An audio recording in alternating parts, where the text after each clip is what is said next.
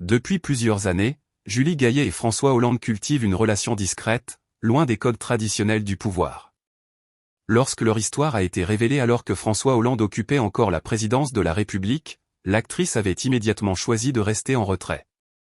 Contrairement à certaines compagnes de chefs d'État avant elle, Julie Gaillet n'a jamais souhaité endosser le costume de première dame, préférant préserver son indépendance et poursuivre sa carrière dans le monde de la culture et du cinéma.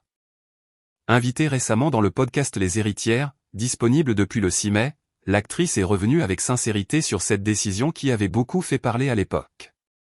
Selon elle, chacun est libre de choisir la place qu'il souhaite occuper dans une relation, surtout lorsqu'elle est exposée publiquement.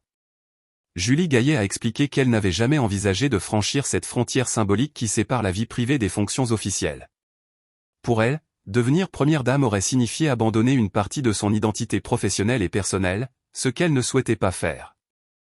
L'actrice a également insisté sur le fait qu'elle préférait soutenir François Hollande dans l'intimité plutôt que dans un cadre institutionnel. Elle estime qu'un président est déjà entouré de conseillers, de ministres et d'experts capables de l'accompagner dans ses responsabilités publiques. Son rôle, à elle, restait celui d'une compagne présente dans la sphère privée, sans chercher à occuper une place politique ou médiatique particulière. Julie Gaillet a aussi évoqué le manque de définition claire autour du statut de première dame en France.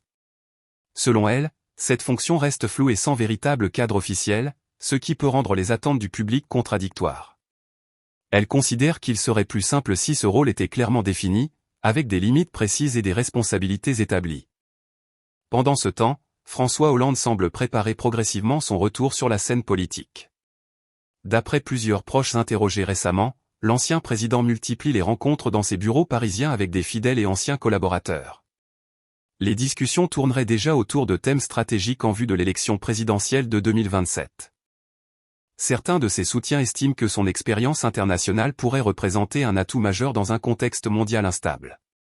François Hollande lui-même ne cache plus totalement ses intentions. Dans une récente interview, il a reconnu être en phase de préparation, affirmant vouloir réfléchir à la manière dont il pourrait encore être utile au pays.